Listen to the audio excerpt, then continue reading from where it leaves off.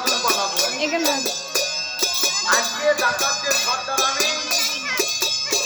আমি যা বলবো তাই শুনতে হবে। হ্যাঁ তুমি যা বলবা তাই শুনতে হবে। আচ্ছা তোমাদের দাঁড়িয়ে খুব শক্তি নিয়ে আসে।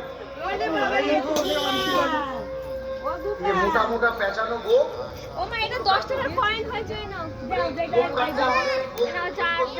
হিসাব করে দাও সবারই। দিয়ে দাও তুমি আরগুলো কই? তাহলে আর কি ধোপ মানে করলে আমি মনে হয় সে পাঁচ 8 টাকাগুলো কই? 8 টাকা আছে আমার কাছে। তাহলে গোপ কাটো। গোপ আগে গোপালের মুখি দেবো। নাও। ওর টাকা খাবো। এই চুল করতে কতদিন লেগে জানো? কত ভালো ভালো শ্যাম্পু দিই, তেল দিই। যখন তাই গজাবে তোমার তখন ভুল হয়ে আমার গেল গো। এখন টাক তো হও। আগে তুমি বুঝি কোন নেবো মনে।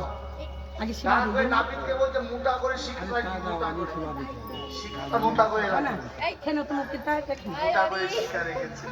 দেখে সাধু খাবো না বললে